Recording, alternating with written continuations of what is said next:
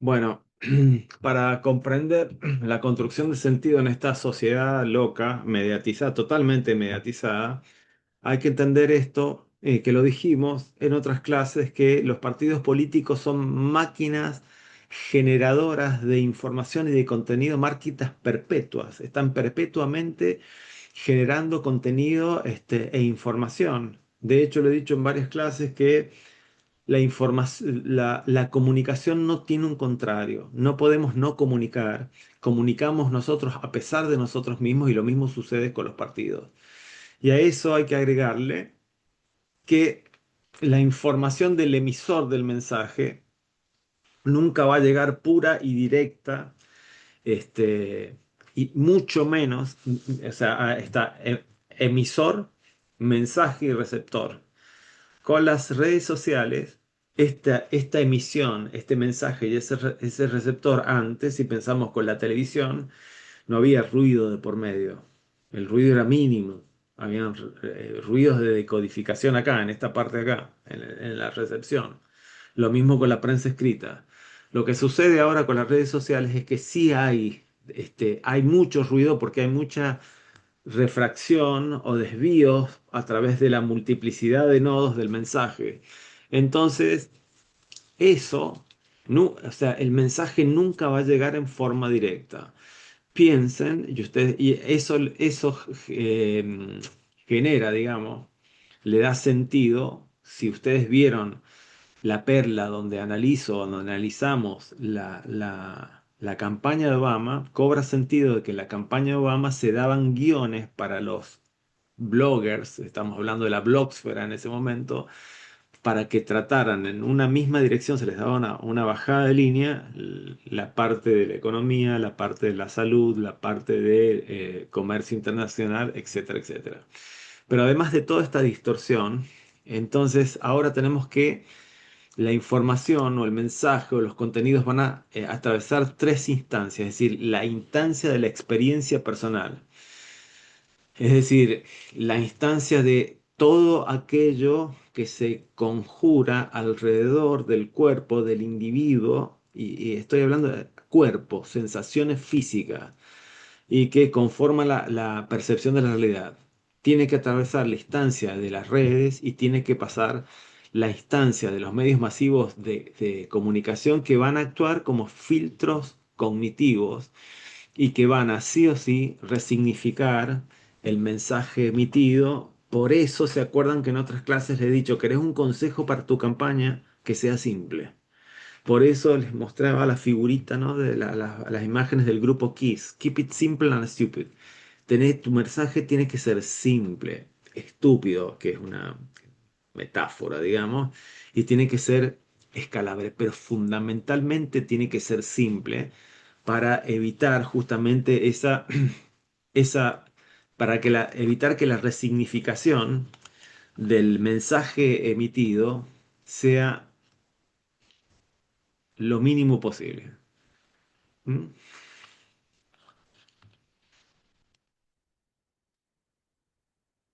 Bueno, además, tenemos que tener en cuenta esto, ¿no? Que nosotros, o sea, los seres humanos o los votantes en general, vamos a tener una capacidad limitada para poder procesar la información. Y no todo, o sea, generalmente las personas, no todas las personas, están particularmente motivadas para informarse proactivamente. Eh, Muchas veces, o sea, y es ahí, y también lo nombré en la clase, ¿no? En la última clase que tuvimos, es donde Jaime Durán Barba dice, mira, las personas quieren pocas cosas, o sea, quieren darse el gustito con el helado el domingo, quieren llevar a los hijos a pasear los fines de semana, pocas cosas. También di el ejemplo, ¿no? O mencionamos el refrán, ¿no? Que los intelectuales votan con la cabeza, los ricos votan con el bolsillo y los pobres votan con el estómago. Entonces, es una razón más para sobresimplificar nuestro mensaje. Pero otra vez hago apelo al marketing profano. Aun si yo estoy vendiendo marcas de lujo, marca premium, como la Rolex podría ser una, ¿no? Como la Gucci, o por nombrar algunas, como la Lamborghini, como la Ferrari. No obstante eso, o sea, Gucci, Lamborghini, Ferrari no necesita contenidos complejos. Gucci, Lamborghini, Ferrari, Rolex sobresimplifican sus mensajes. ¿Mm? No es una cuestión de complejidad, es una cuestión de sobresimplificación porque los mensajes tienen que llegar a mi mente y me tengo que identificar emocionalmente con las marcas. Entonces, estos mensajes tienen que ser presentados de forma tal que sean fáciles de entender, fáciles de recordar, tienen que ser repetidos, esclavables y que tengan expresa o tácitamente un opuesto conceptual donde yo pueda desplazar en forma expresa o tácita a mi competencia. Esto explica porque muchos políticos muchas veces se sorprenden porque sus palabras son mal interpretadas y esto me ha pasado muchas veces a mí, ¿m? Donde les he dicho, mira, te sobreexplicaste. Hablaste para aquellos que manejan, hablaste en politicus, no le hablaste a la gente. Me acuerdo de una política, una ex senadora, que no entendía por qué la gente no le ponía likes en sus contenidos. ¿M?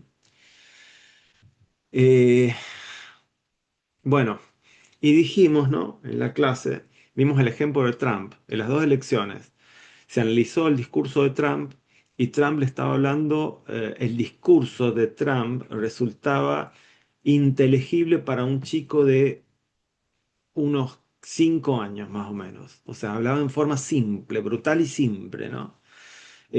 Trump siempre habló de esa manera. O sea, Trump es un empresario, Trump no es un político, mucho menos es un intelectual.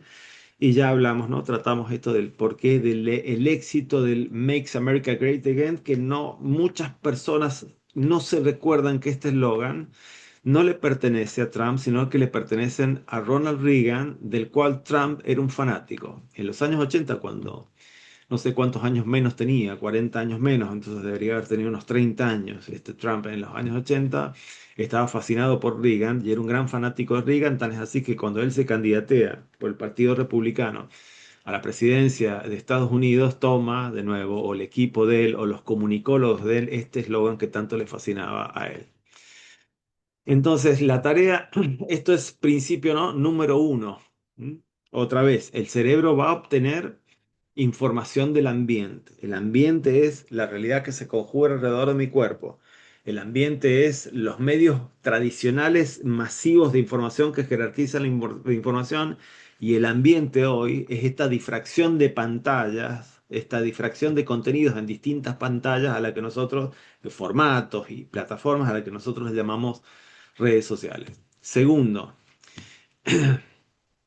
la tarea, o sea, de obtener y procesar información política no es prioritaria para el cerebro, salvo aquellos microsegmentos de las poblaciones que están particularmente motivados en informarse de política. Las prioridades del cerebro son estas en este orden: detectar los peligros porque nosotros seguimos funcionando en nuestra psiquis con el complejo reptílico. Tenemos asegurar el alimento, conservar la energía y mantener los vínculos afectivos. Entonces, de ahí que si yo en mi discurso, no importa la plataforma que esté utilizando, despierto un peligro, o sea, la patria está en peligro, ¿se acuerdan? Hablamos de este eslogan. Hablamos que este eslogan fue utilizado por la gente de la Alemania nazi.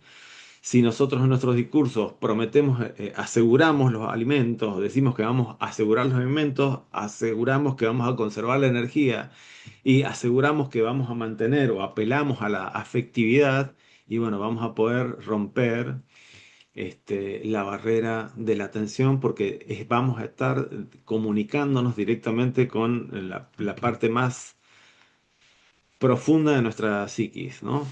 Entonces, dentro, bueno, de estas repertorios de estas cuatro urgencias, eh, la comprensión de la complejidad de la política, sobre todo la política actual, pasa a ser totalmente secundaria. totalmente secundarias. Y muchas veces, justamente, o sea, muchas veces son relegadas al fondo de nuestras prioridades cognitivas. Vuelvo a decir, y vuelvo a citar a Jaime Durán Barba cuando dice, mira, las personas quieren cosas simples, las personas quieren darle el helado de domingo a los pibes, quieren cosas simples, no entienden, la mayoría de la gente no entiende discursos altamente complejos. Entonces, el esfuerzo consciente por entender esta complejidad política va a requerir una inversión de recursos mentales que el cerebro no está dispuesto a erogar, salvo que persiga una amenaza directa o una ganancia concreta posible. Todo, toda la comunicación o el esfuerzo comunicativo se va a transformar en un rumor de fondo. Sobre todo cuando estamos hablando en el último mes de una campaña electoral donde hay tanto rumor tanto rumor comunicativo en el ambiente. Por eso es tan importante que la parte más importante, es tan importante que la parte principal de nuestro contenido esté dicha en los primeros 3 meses. Si tenemos mes uno, mes 2 y mes 3, en el mes uno tengo que decir, tengo que intensificar mi comunicación porque cuando en el último mes, con la fecha de la elección, con la fecha fija de la elección, el rumor comunicacional va a ser tanto que las personas no van a tener a no escucharlo. Entonces, contra más automatizado en este sentido sea el procesamiento de la información política, más expuesto se está a aceptar el discursos construidos desde el poder como verdades incuestionables. Cuando se logran instalar estos marcos interpretativos dentro de lo que es la opinión pública, he logrado lo que en marketing se llama posicionamiento, que es uno de los fines últimos, no solamente del marketing profano, ¿no? Sino del marketing político. En este sentido, en este contexto, cobran importancia las emociones como el miedo, la indignación, la esperanza y la furia. Y en este sentido y con este contexto es que se entiende por qué desde las campañas políticas hay un acicate hacia despertar el miedo, la indignación, la esperanza y la furia, porque son estas emociones las que consiguen sacar al individuo de esta zona de indiferencia y lo mueven a la acción. O sea, no solamente lo mueven a la acción, lo mueven a buscar información, a compartirla, a discutirla, e inclusive a actuar políticamente. Y en este sentido, la voluntad no está en el estar bien informado, sino en sentir o hacerlo sentir de que algo personal en esta campaña, en esta elección, está en juego. Si todas estas sensaciones, digamos, no se refuerzan a través de las redes sociales, esto genera una retroalimentación que profundice el compromiso y en algunos casos favorece a la radicación. O sea, lo hemos dicho, el cerebro busca confirmar aquello que siente más que contrastar aquello que sabe. El cerebro humano va a tener, y lo vimos en la clase pasada, ¿no? Dos estrategias básicas de búsqueda de información política. Estos son modelos, dijimos, ¿no? Que son modelos que se han elaborado para tratar de comprender las conductas de votación, ¿no? El primer modelo es de focalización sucesiva. En esta estrategia, el votante analiza al candidato por candidato, explorando de manera sucesiva los atributos de cada uno. Por ejemplo, evalúa al primer candidato, observando la honestidad, luego la experiencia, luego su carisma y así sucesivamente. Luego pasa al segundo candidato, evalúa la honestidad del segundo, la experiencia y su carisma. Es un método, dijimos, más detallado que se asemeja al análisis de un expediente donde se observa a cada individuo según, según a cada individuo dentro del conjunto de los individuos que tengo que analizar. Este método, ¿no? Permite una mirada más global sobre cada candidato que puede llevar a comparaciones generales entre candidatos sin puntos de comparaciones específicos. De hecho, vamos a ir analizando sucesivamente una serie de atributos o una serie de cualidades. Aunque es necesario admitir que el votante promedio no se sienta a hacer análisis sistemáticos de ningún tipo de atributos. O piensen si ustedes se han sentado en unas elecciones a hacer un análisis de atributos concienzudos por cada uno de los candidatos. Ustedes han tomado una decisión de voto, la mayoría de nosotros, sin sentarnos a pensar nada. El segundo tipo de comparación es comparación por atributos propiamente dichas, es donde el votante se centra en un atributo, por ejemplo, la honestidad, por ejemplo, el conocimiento profundo de geopolítica, y va a comparar atributo por cada uno de los candidatos. Por ejemplo, ¿qué tan honesto es este? El A. ¿Qué tan honesto es el A respecto del B, el B respecto del C, el C respecto del A y del B, y así sucesivamente? Luego hace lo mismo con otro atributo, por ejemplo, la preparación técnica. Los compara. Este, este modelo permite, digamos, hacer un ranking más claro por atributos específicos, lo que puede llevar a facilitar una decisión más rápida. Pensemos en las últimas elecciones, qué atributo, o sea, nosotros hemos votado en función de este ranking que hemos hecho de comparación por atributos por candidato. Es decir, que para mí la comparación por atributos es un modelo de toma de información más factible a la realidad, por lo menos en Latinoamérica, ¿m? O esta parte del mundo. Entonces, esta técnica puede ser más eficiente para discriminar entre propuestas puntuales por candidato, pero en este sentido se corre el riesgo de descontextualizar a los candidatos. Por ejemplo, eh, supongamos que vamos a elegir a los candidatos por su preparación en economía, ¿no? Está bien, es muy importante. De hecho, las últimas elecciones en la Argentina, entre otras cosas, se lo ha elegido al actual presidente por su preparación en economía. Pero si solo única, pura y exclusivamente nos fijamos en ese atributo y corremos el riesgo de descontextualizarlo, como porque para ser presidente de la nación no solamente tengo que tener conocimientos de economía, de macroeconomía, de microeconomía, sino de geopolítica, entre otra, una multitud de conocimientos y de capacidades que tengo que tener. Entonces, también es necesario aclarar que este tipo de estrategias de recolección de información y comparación de candidatos por atributos no son elecciones ni conscientes ni racionales por parte del prospecto respecto del candidato. El votante promedio, y esto es necesario decirlo, no se sienta a hacer un análisis sistemático de los atributos de los candidatos como lo haría un analista político. Más bien, su cerebro, y esto sí es importante tenerlo, responde a impulsos emocionales, a urgencias contextuales y a la disposición de información disponible en su entorno inmediato. En esa zona de estímulos que se conjugan alrededor de su cuerpo y que él dice, esto es la realidad. En esa zona donde subyacen los impulsos emocionales, los impulsos, las urgencias contextuales, y en esa zona donde él puede apelar para tomar información inmediata. Eh, bueno, el tercer principio de esto, ¿no? Eh, bueno, lo dijimos, ¿no? Estas estrategias no son inconscientes y no son racionales.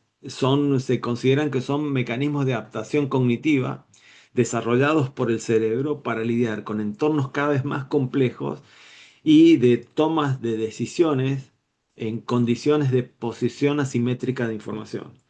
También en la clase dijimos que esto de toma de decisiones complejas en posición asimétrica de información llama a lo que es la teoría la teoría de juegos de Nash, ¿se acuerdan?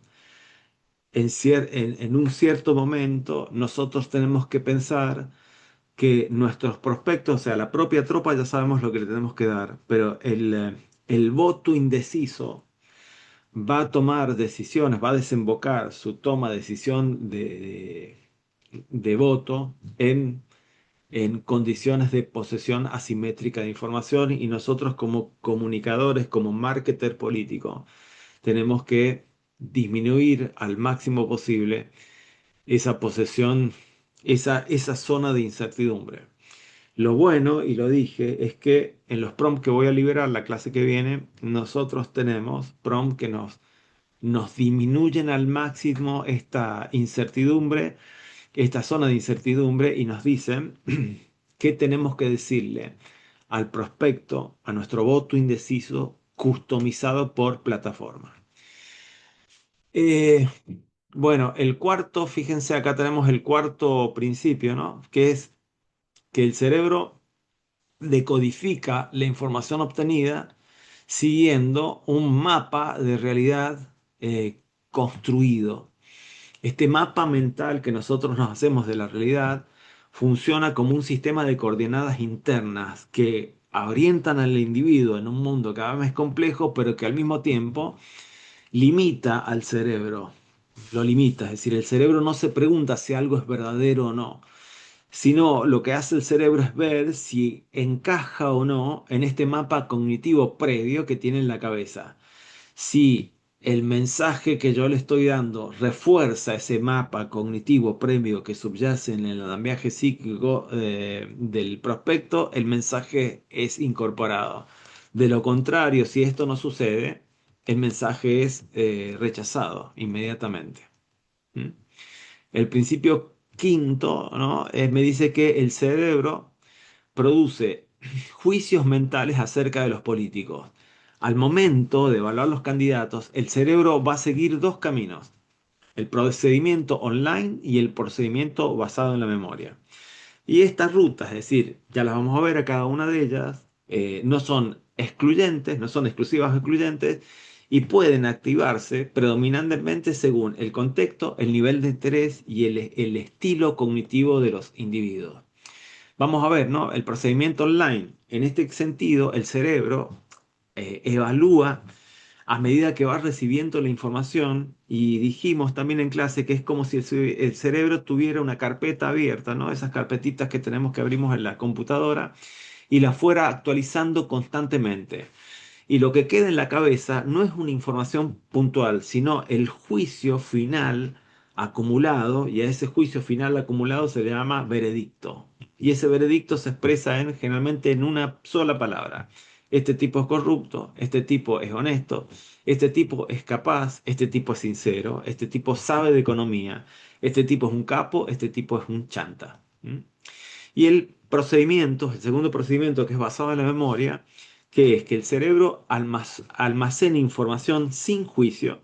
El juicio se construye al final del proceso de acumulación de información y cuando llegue el momento de decidir, se recupera la información más puntual, aquella información que tiene más preponderancia. Este procedimiento requiere tiempo, atención, interés, dedicación y es el menos frecuente. Es el más utilizado por aquellas personas que tienen más proclividad, que son susceptibles a acumular información política para tomar una información. No es lo más frecuente, no es lo que sucede.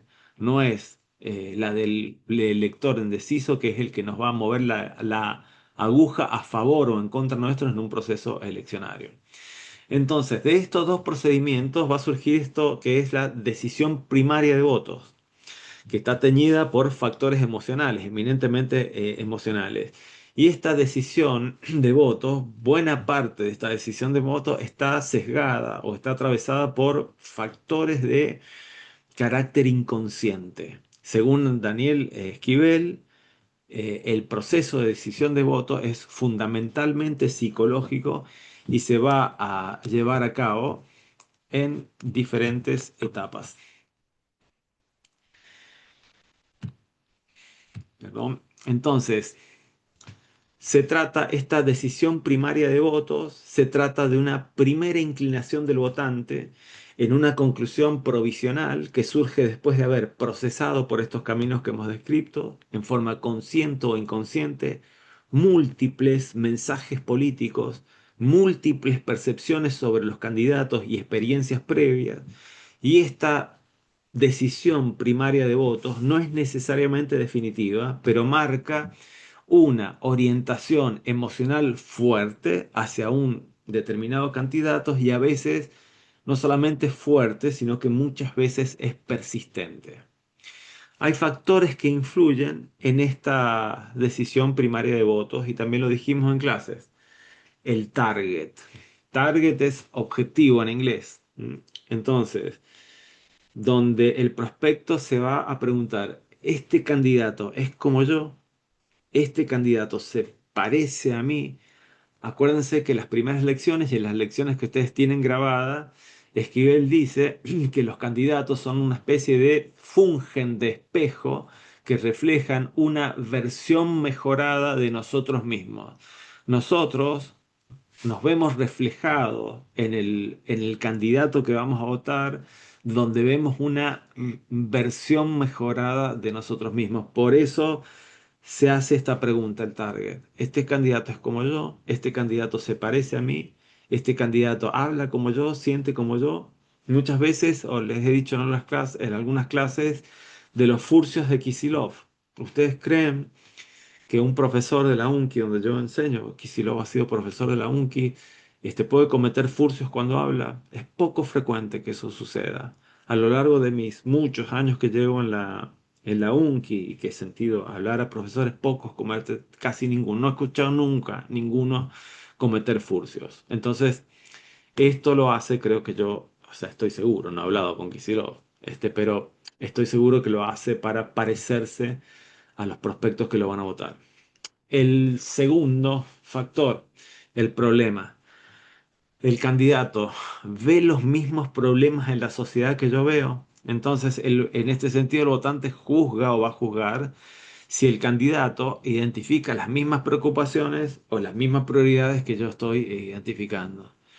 Las soluciones, es decir, tiene soluciones que me parecen lógicas y posibles y sobre todo tiene soluciones que a mí me van a beneficiar de acuerdo a los problemas que yo estoy identificando que se producen en la sociedad que habitamos en conjunto, ¿no?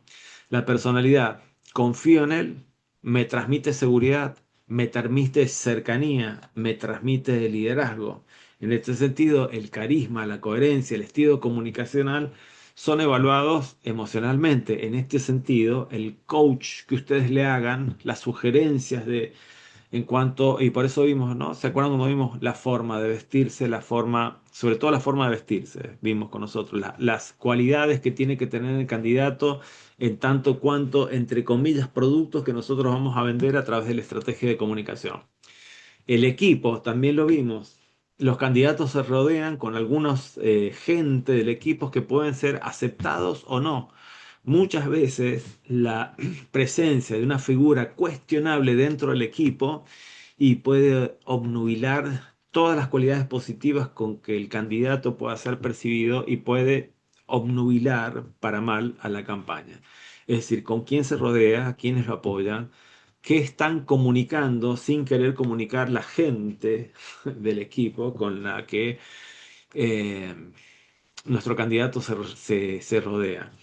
Y en este sentido yo les dije, muchas veces dentro de lo que es la dinámica de los partidos políticos están las dinámicas de compromiso, ¿no? Tal, fulanito de tal es compañero de toda la vida, ¿cómo no lo voy a...? Y la percepción del compañero de toda la vida, que eso no es la óptima desde el punto de vista del votante.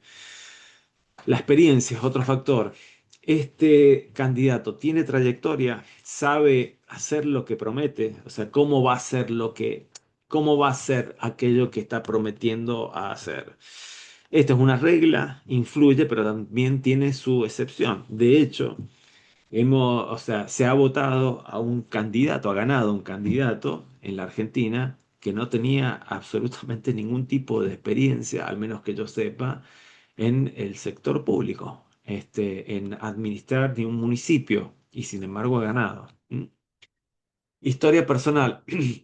Tiene una historia que me inspire, me conecte emocionalmente. Si han visto La Perla de Obama, han visto cómo la gente del equipo de comunicación de Obama usó la historia de Obama, de un afrodescendiente en una sociedad poco tolerante. Ahora está muy instalada la cuestión de la tolerancia en la sociedad norteamericana, pero cuando gana Obama las primeras elecciones, eso se empezaba a romper, no estaba tan instalado como ahora y todavía habían muchos prejuicios respecto de los afrodescendientes y el senador Obama, el entonces senador Obama, no era la excepción a la regla, ¿no?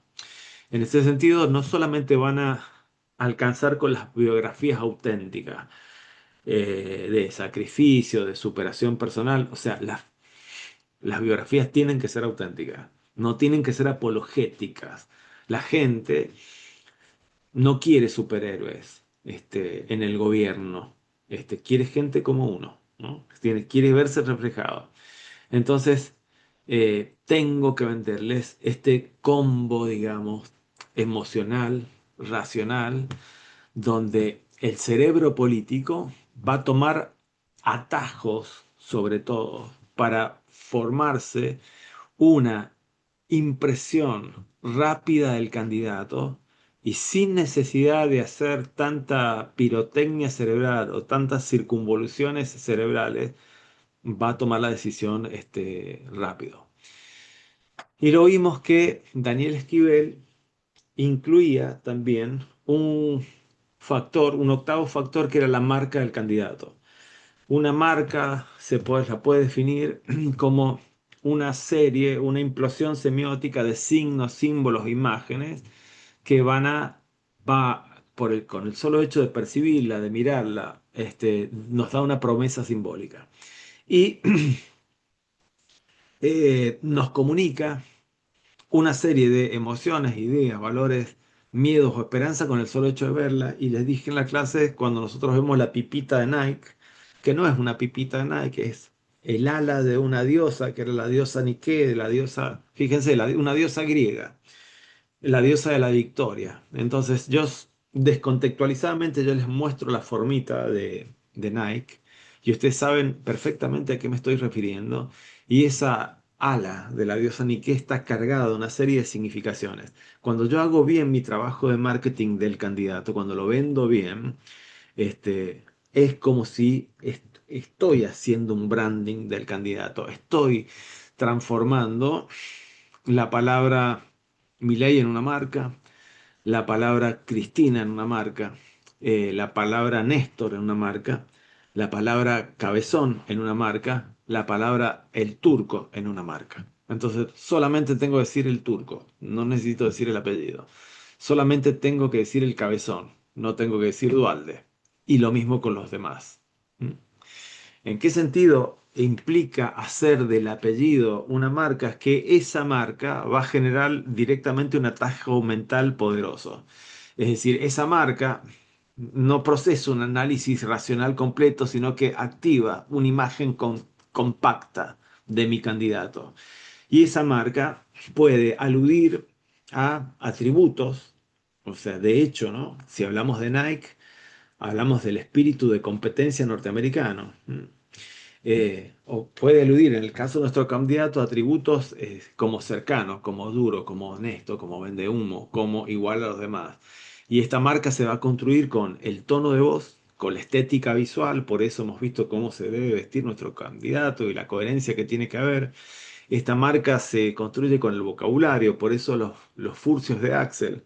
Esta marca se construye con alianzas, con escándalos, con triunfos, con redes sociales, con biografías y con un largo etcétera.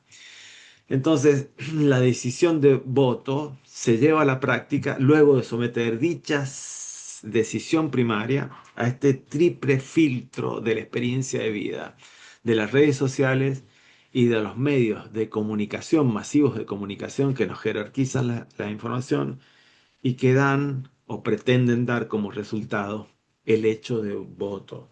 Dan como resultado el hecho de convertir likes en desencadenar el acto posible de, de la comunicación. Entonces, si hablamos de experiencia de vida, es eso que les dije, lo que se conjuga alrededor de físicamente del tipo, de la experiencia personal, de la memoria, de los valores aprendidos. Si el discurso del candidato entra en conflicto con eso, la decisión primaria de voto se va a tambalear, y si hay resonancia con eso, ¿no? Con la memoria, con los valores, se va a fortalecer. En las redes sociales, el individuo va a busca o encuentra sin buscar opiniones, reacciones, memes, comentarios, videos, y aquí actúa el deseo de validación del grupo y de la presión de los homólogos, de qué piensan aquellos que son homólogos a él, qué piensa su comodidad, su comunidad digital en este caso, y si apoya la elección o si si la comunidad apoya su decisión o si se siente identificado con la comunidad o lo que piensa la comunidad, la decisión se refuerza. Si no, el votante, sobre todo el indeciso, puede dudar, silenciarse o reconsiderar. Y los medios masivos de comunicación, el votante va a contrastar su decisión primaria con el discurso de los medios tradicionales y digitales.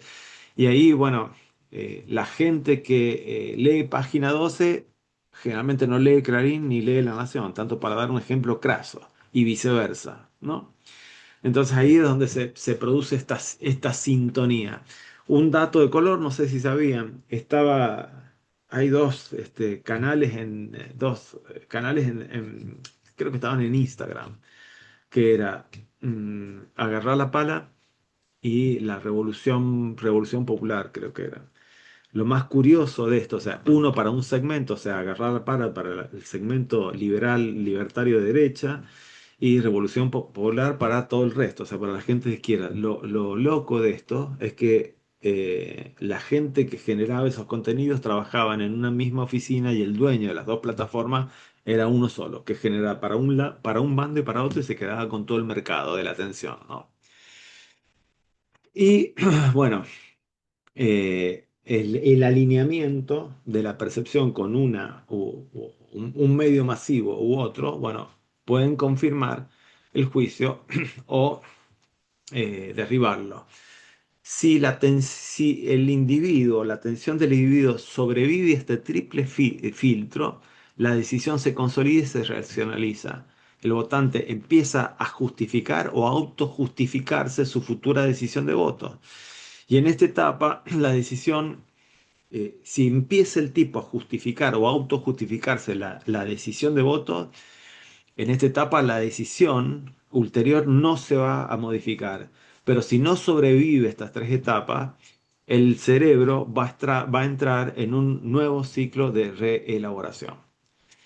Y bueno, nos vamos, con esto estoy terminando, y lamento, o sea, les pido disculpas porque he tenido este problema de que no se me grabó la lección, y nos vemos la clase que viene.